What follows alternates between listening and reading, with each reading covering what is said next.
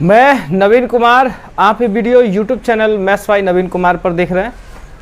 तो आज हम दोस्त रीजनिंग के बारे में ये जो पढ़ रहे थे डाइस चैप्टर, उसका आज पार्ट 4 लेकर आ रहे हैं। ठीक है, और इसमें क्या होगा कि सारा चीज़ आपको मिसलेनियस के तर्ज पे ओपन डाइस भी बतलाएंगे, मिसलेनियस आएगा, कलर आएगा, नंबर बेस्ड आएगा। ये आपका प्रॉब्लम जो होगा, आज पिछले क्लास में हमने जो है पिछले वीडियो में 20 तक करवाया, आज 20 के बाद 21, 22, 23 इधर 40 प्रश्न हम करवा चुके हैं। ठीक है, तो आज हम लोग बखूबी बढ़िया तरीके से देखते चलेंगे, देखना भूलेंगे नहीं।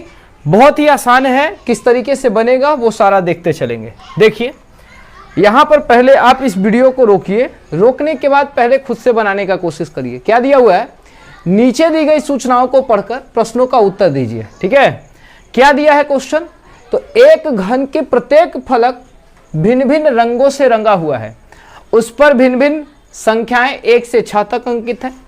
दूसरा निर्देश क्या दिया है, तो विपरीत फलक पर लिखे अंकों का योगफल 7। यानी अगर कहा जाए कि एक फलक अपोजिट में बोला है, अपोजिट में योगफल कितना आएगा 7, यानी यह जो डाइस होगा स्टैंडर्ड डाइस होगा। ठीक है, मानक पासा की बात कर रहा है।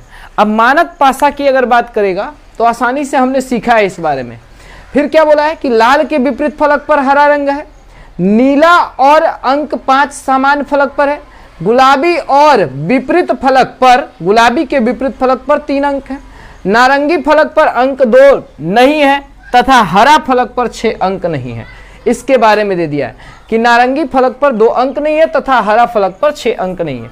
एक फलक पर पीला रंग है ना। यहाँ पर क्वेश्चन भी दिया है, पीला रंग वाले फलक पर कौन सा अंक है ना। दूसरा क्वेश्चन है आपका, अंक 1 वाले सतह पर कौन सा अंक है, नारंगी के विपरीत में कौन सा रंग है। तो इसको पहले आप बनाने का खुद से कोशिश करिए, नहीं बनता है तो हम बताएंगे। पहले एक बार ट्राई कीजिए, उसके बाद हम आगे की ओर बढ़ाएंगे। ठीक है, चलिए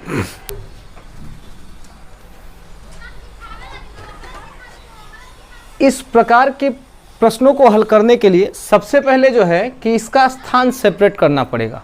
ठीक है, अब सबसे पहले देख लेते हैं कि इसका जगह कैसे सेपरेट होगा। सेपरेट करने का हम तरीका सीखते हैं। देखिए, आप सबसे पहले जानते हैं कि डाइस में कितने फलक होते हैं। डाइस में सबसे पहले जो होता है टोटल फलक की संख्या होता है 6। मान लेते हैं कि ये तो ऑलरेडी पहले से बोल चुका है, क्या बोला है कि विपरीत फलक का योगफल 7 होना चाहिए। मतलब 1 के विपरीत में कितना होगा 6, 2 के विपरीत में कितना होगा 5, 3 के विपरीत में कितना होगा 4। तो ये तो मेरा सेपरेट अंक हो गया। लेकिन सबसे बड़ी बात, रंग की बात अगर किया जाए तो रंग की बात इस पर करते हैं। देखिए क्या हुआ, थोड़ा सा समझने का कोशिश करना। लाल के विपरीत में हरा रंग, यानी जाहिर सी बात है अगर जहां पर लाल आएगा तो इसके जस्ट अपोजिट में हरा रंग होगा, जस्ट अपोजिट। तो एक जगह तो ये बैठ जाएगा। अब कहीं भी बैठे, इस स्थान पे बैठे हरा रंग, या इस स्थान पर बैठे या इस स्थान पर बैठे, दोनों में से कोई एक जगह पर बैठ सकता है। यानी कोई भी 3 स्थान है, उन तीनों में से कोई एक स्थान पे ये बैठेगा। जबकि ये तो हो चुका है आपका, ये भी हो चुका। अब यहां देख लेते हैं कि लाल के विपरीत में हरा रंग, ये भी हो चुका है। नीला और अंक 5 समान है, यानी जहां पर अंक 5 है वहां पर नीला रंग होगा। ठीक है, इसके बाद और बढ़ा जाए तो क्या बोला, ये हो चुका। गुलाबी के विपरीत फलक पर अंक 3 है, यानी जहां पर गुलाबी होगा उसके जस्ट अपोजिट में अंक 3 होना चाहिए। तो 3 यहां है भाई, है ना, 3 यहां है, तो इसके जस्ट अपोजिट में गुलाबी होगा, तो यहां लिख लेते हैं गुलाबी।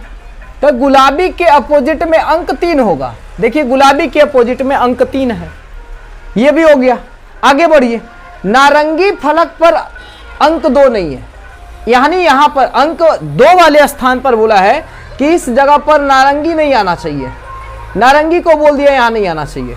और क्या बोला है, हरा रंग 6 पर नहीं होना चाहिए, हरा रंग जो है 6 पर नहीं होना चाहिए, यानी यहां हरा नहीं होगा, है ना। अगर यहां हरा नहीं होगा तो कोई और कलर तो होना अनिवार्य है, बशर्ते थोड़ा सा यहां ध्यान दीजिए। और कुछ बोला होगा, एक फलक पर पीला रंग है भाई। अब देखिए, एक स्थान इसके अपोजिट में कोई और कलर है जो हमें पता नहीं, इसके अपोजिट में कोई और कलर है जो पता नहीं है, जबकि ये कंफर्म है कि 4 पर कौन होगा, गुलाबी, और 5 पर नीला होगा। एक स्थान ये बच गया है जो दोनों कलर के लिए यहां पर भरा जा सकता है, यानी हरा और लाल दोनों एक दूसरे के अपोजिट होंगे, जबकि 6 पर बोल दिया है कि हरा रंग को नहीं होना चाहिए। अगर 6 हरा रंग नहीं हो सकता है तो जाहिर सी बात यहां लाल रंग से हो सकता है ना, लाल यहां हो सकता है, हरा नहीं होगा, लाल तो हो सकता है। लाल इस साइड में होगा तो क्या हरा इस साइड में नहीं हो सकता है, तो हरा इस साइड हो जाएगा। अगर हरा यहां होगा तो जाहिर सी बात लाल इधर होगा।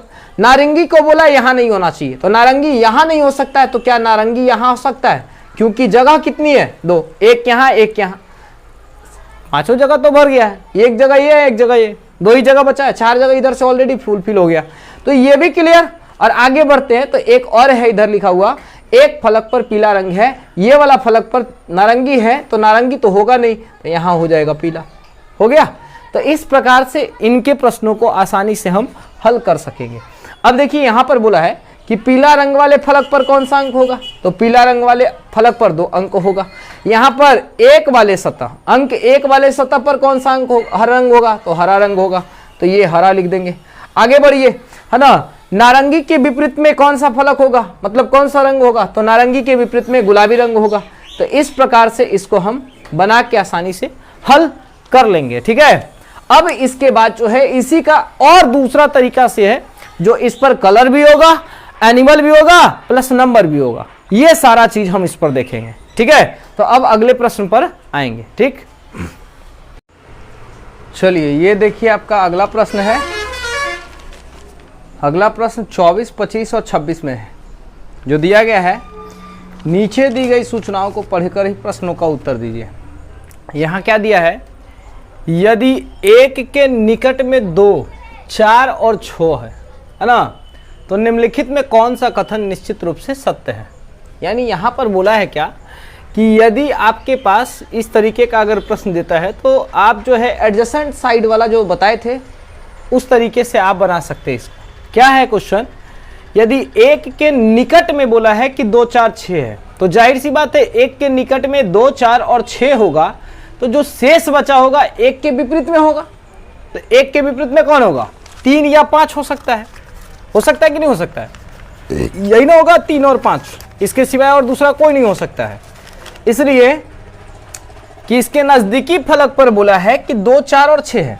तो चलिए यहाँ सॉल्यूशन हम करते हैं थोड़ा सा। यहाँ देखिए 1 के नजदीकी फलक पर 2 है, 4 है और 6 है, तो जाहिर सी बात 3 और 5 विपरीत होगा। यानी कहने का अर्थ यह है कि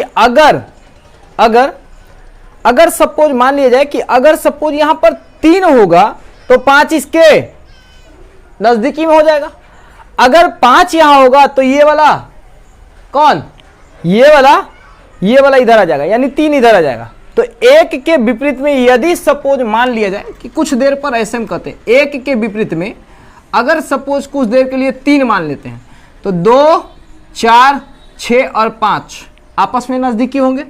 यदि कुछ समय के लिए मैंने मान लिया कि अगर 5 यहां होगा तो 2, 4, 6 और 3 यहां पर होंगे। यानी कहने का अर्थ यह है सेंस कि 1 के निकट में 2, 4, 6 है, तो बोला है कि 3 और 5 आमने सामने होंगे, तो 3 और 5 आमने सामने होंगे, ये कोई जरूरी नहीं है ना। 3 के निकट में 5 होंगे तो हाँ हो सकता है या न भी हो सकता है। और निश्चित तौर पे देखिए 1 के निकट में 3 है तो 1 के निकट में निश्चित तौर पर 3 नहीं कर सकते हैं।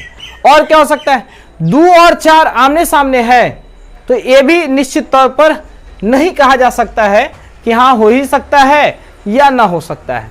तो 3 के निकट में 5 हो, ऐसा हो सकता है कि अगर सपोज मान के चलिए कि अगर 3 यहां ना हो सकता है, 3 यहां नहीं होता, 3 यहां होता तो 5 यहां होता, तो 3 के निकट में 5 हो सकता है।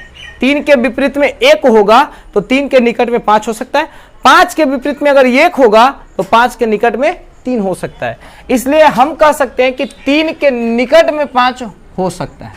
ठीक है, तो ये मेरा राइट आंसर है इस क्वेश्चन का।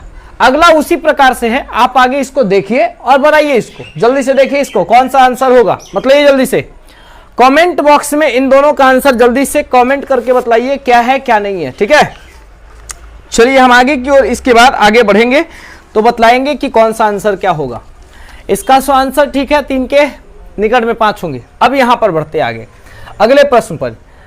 क्वेश्चन नंबर 25 में क्या है कि यदि 1 और 5 आमने सामने है, कौन 1 और 5 आमने सामने है और 2 और 3 आमने सामने है, तो ये इसमें से जो बताना है कि कौन सा सही है ना, कौन सा निश्चित तौर पर सही है, ठीक है। तो चलिए इसको भी देख लेते हैं कैसे ये बनेगा।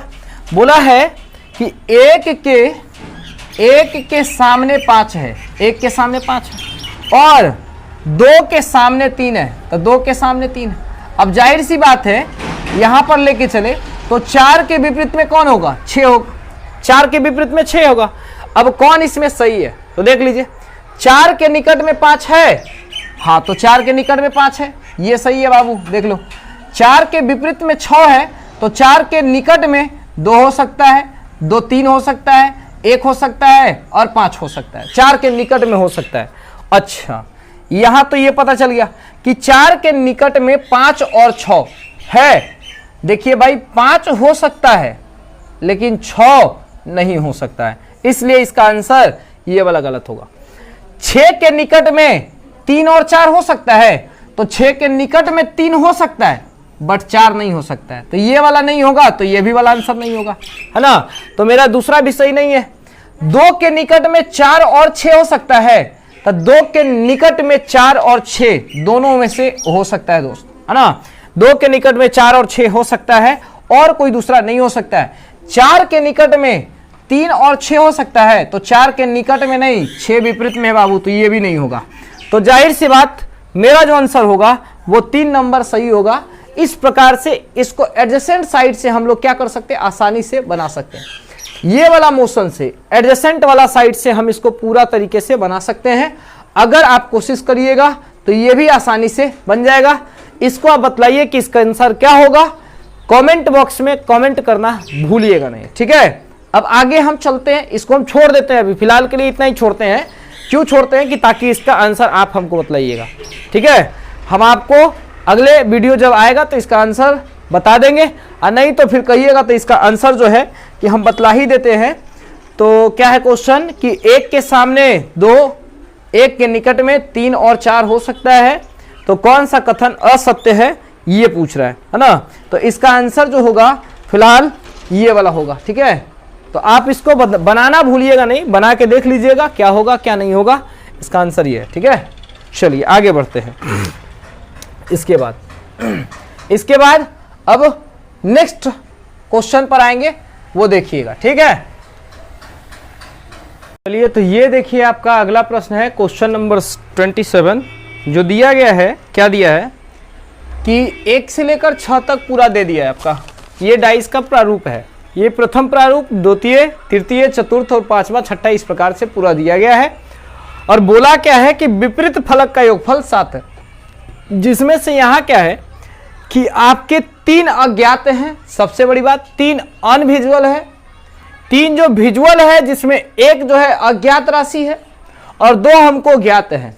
तो सबसे बड़ी बात इस प्रश्न को बनाने के लिए जो है कि यहाँ पर कोई ना कोई तरीके से आपको यहाँ पर हिंट जरूर देगा, और इस तरीके का हिंट यहाँ पर ऑलरेडी पहले से दे चुका है। क्या दिया है, बोला कि विपरीत फलक का योगफल 7 होना चाहिए, यानी यह जो पासा होगा यह सारे के सारे पासा जो होंगे मानक पासा होंगे। अब मानक पासा तो समझ ही रहे हैं कि अगर यहां पर 6 है तो इसके जस्ट विपरीत में कितना होगा, 1 होगा। यहां अगर 3 है, फ्रंटीन पे अगर 3 है तो जाहिर सी बात इसके पीछे वाला पार्ट पे कितना होगा, 4 होगा। ये तो कन्फर्म है सबको।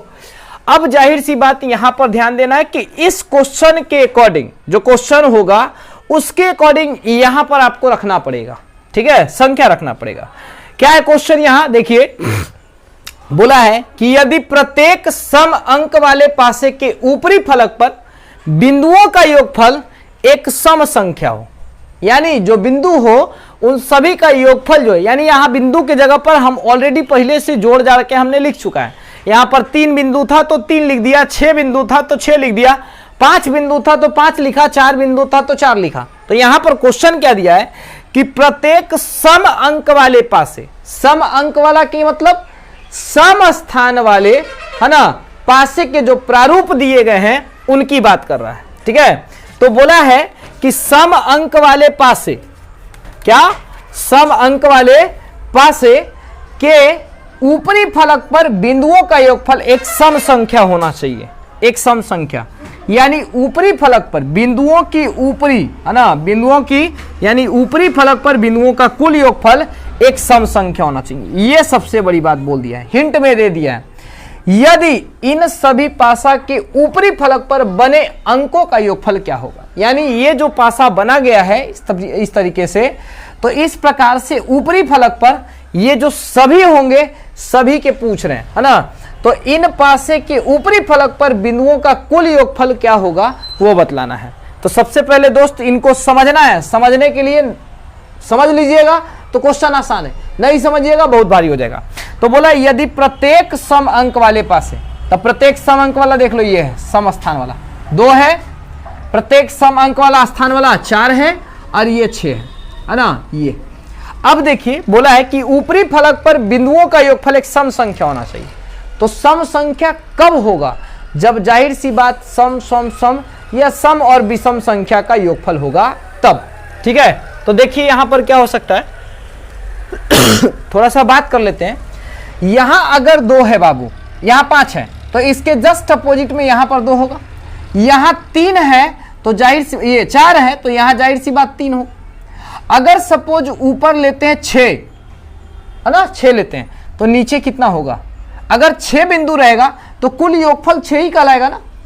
अब यहां की बात अगर करते हैं, यहां 2 है तो जाहिर सी बात इसके जस्ट विपरीत में 5 होगा, यहां 4 है तो यहां 3 होगा, यहां 6 तो नीचे 1 होगा। इसी प्रकार से 4 है तो यहां 3, यहां 5 है तो 2, यहां 6 होगा तो नीचे 1 होगा।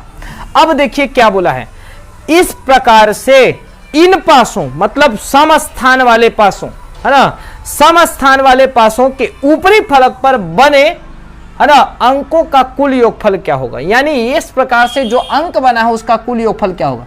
तो 6 है, फिर यहां भी 6 है और यहां भी 6, तो टोटल कितना होगा 6 + 6 + 6 यानी 6 × 18, तो आपका आंसर हो जाएगा ये वाला।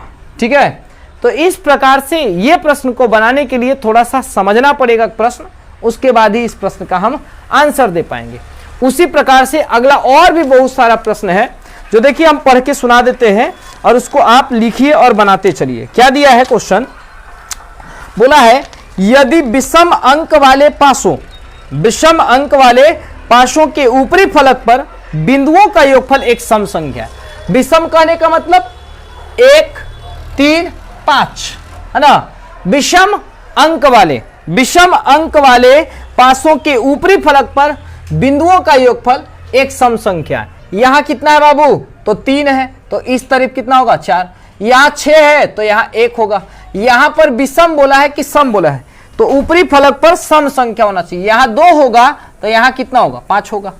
यहां 6 है तो यहां 1, यहां 4 तो यहां 3, तो यहां भी 2 होगा तो नीचे 5 होगा। यहां भी उसी प्रकार से 1 का 6, 2 का हो जाएगा 5, यहां 4 होगा तो यहां 3 होगा।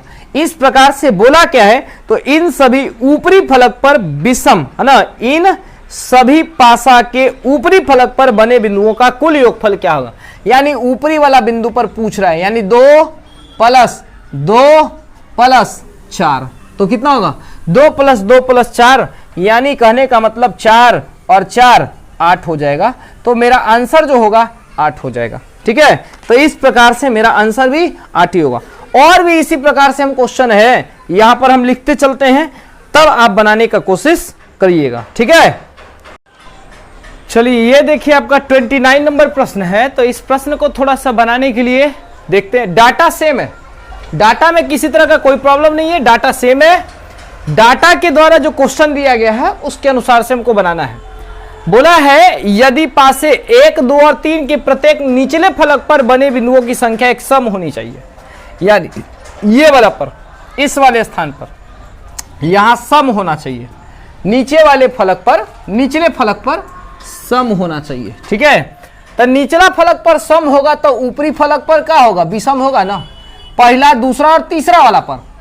चौथा पांचवा छठा पर बोला है कि निचला वाला फलक पर यानी ऊपरी सिरे पर विषम, यानी यहां विषम होगा तो निचला फलक पर क्या होगा, सम ना होगा। अगर मान लिया जाए कि ऊपरे वाला फलक पर विषम हुआ तो नीचे सम ना हो जाएगा। चलिए यहां से देख लेते हैं। अब इन दोनों सेट, एक प्रकार का ई सेट और एक प्रकार का ई सेट, इन दोनों सेट के ऊपरी फलक पर बिंदुओं का कुल अंतर क्या होगा ये बतलाना है। ठीक है, तो चलिए यहां से देखते हैं। अब क्या बोला है, पहला दूसरा और तीसरा पर ऊपर सम लेना है। तो यहां 6 है तो यहां 1, यहां 4, 3 तो 4, यहां कितना हो जाएगा, यहां 5 होगा तो यहां 2 होगा, यहां 4 तो यहां 3, यहां 5 तो यहां 2, यहां आपका हो जाएगा 1 तो यहां पर 6 होगा, यहां 6 तो यहां 1, यहां 3 तो 4, यहां पर 5 होगा तो नीचे 2 होगा, हो जाएगा ना। अब इधर आइए, नीचे सम लेना है। यहां 6 तो यहां 3, यहां 2 तो होगा 5, नीचे वाला पर सम होना चाहिए तो यहां 6 होगा तो यहां 1 होगा, यहां पर 6 लेते तो यहां 1, यहां 1 होगा तो 6। यहां की बात अगर करें तो नीचे आपका सम संख्या होना चाहिए। देख लीजिए नीचे है ना, ऊपरी सतह पर विषम तो निचली सतह पर सम होगा। तो यहां पर मान लेते हैं विषम लेंगे तो यहां 5 होगा, सॉरी माफ कीजिए, यहां पर आपका 4 होगा तो यहां 3 होगा, यहां 4 तो यहां 3, यहां 2 तो यहां हो जाएगा आपका 6, सॉरी यहां होगा 2, 5, 3, 4, 1 तो यहां 6 हो जाएगा। यहां भी उसी प्रकार से लेना पड़ेगा, यहां भी सम होगा तो यहां सम हो जाएगा। ठीक है, अब देखिए एक प्रकार का सेट ई बना और एक प्रकार का सेट ई बना, दो प्रकार का सेट बना है। इन दोनों संख्याओं के ऊपरी वाले फलक, यहां 5 है, यहां 1 है, यहां 5 है, यहां 1 है, यहां 3 है, यहां 1 है ना। तो पहला 3 का योगफल जोड़ लीजिए, 5 5 10 1 11 तो टोटल हो गया 11 माइनस 1 3 1 तो टोटल हो जाएगा 5। इस प्रकार से मेरा जो आंसर होगा 6, ये आपका आंसर हो जाएगा इनमें 4 नंबर। ठीक है, तो इस प्रकार से हम बोल सकते हैं कि इसका जो आंसर होगा 4 नंबर होगा। और भी इसी प्रकार का प्रश्न है, इसमें बहुत सारा प्रश्न है, करीब यहां से आपको मिल जाएगा ढेर सारा प्रश्न इस चैप्टर में। तो अगर क्वेश्चन बोला है कि यदि सम स्थान वाले पासे के ऊपरी फलक पर विषम संख्या होनी चाहिए और विषम स्थान वाले के निचली फलक पर सम बिंदु होना चाहिए, तो इन सब के सतह पर बिंदुओं का कुल योगफल क्या होगा। ठीक है, तो ये सारा प्रश्न बोला गया है यहां पर। तो इस प्रकार से ये जो डाटा दिया रहता है इसी के अनुसार से हम क्वेश्चन को बनाते चलते हैं, समझे। अब इस प्रकार का जो क्वेश्चन हुआ ये ऑलरेडी पहले से एग्जाम में कहीं आ चुका है। अब इसी के तरीके से हम और भी क्वेश्चन देखते हैं जो फिलहाल आपका ओपन डाइस से होगा, है ना। ओपन डाइस का क्वेश्चन जो होता है इसी प्रकार का होता है। अब देख लेते हैं ओपन डाइस किस प्रकार से बनाते हैं। ठीक है, तो चलिए अब ओपन डाइस पर आते हैं। वीडियो को लाइक सब्सक्राइब शेयर करना भूलेंगे नहीं, जितना ज़्यादा हो वीडियो को शेयर करिए, लाइक करिए, सब्सक्राइब करिए। ठीक है, और इसी तरीके से वीडियो को प्यार देते रहिए और आगे की ओर इसको बढ़ाते चलिए। आज के लिए बस इतना ही, धन्यवाद।